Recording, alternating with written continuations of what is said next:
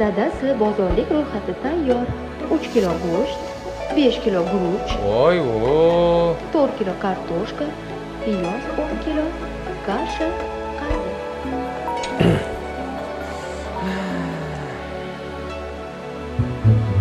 Alo. Assalomu alaykum Qahramon aka. Bu sizmi? Va alaykum assalom. Ha, men.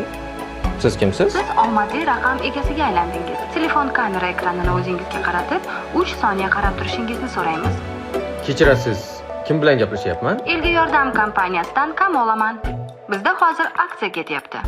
Telefoningizga xabar jo'natdim. Ochib 4 ta raqamni aytib olsangiz bo'ldi. 5 million yutuq bilan sizni tabriklayman. Rostdanmi? 3 7 4 5. Shuni aytyapsizmi singlim? Alo. Onasi, Ha? bozorlik ro'yxatini kattaroq qilib yozaver. Omadimiz keldi shekilli. Voy. Tushunmadim. Ha, dadasi ekan. Kartandagi hamma pullarni yechib olishdi.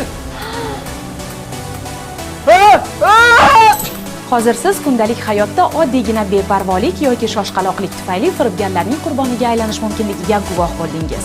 Yodda tuting, kompaniyalarning haqiqiy vakillari aksiya g'oliblaridan SMS orqali kelgan kodni yoki kameraga qarashni talab etishmaydi. Buni faqat firibgarlar so'rashi mumkin.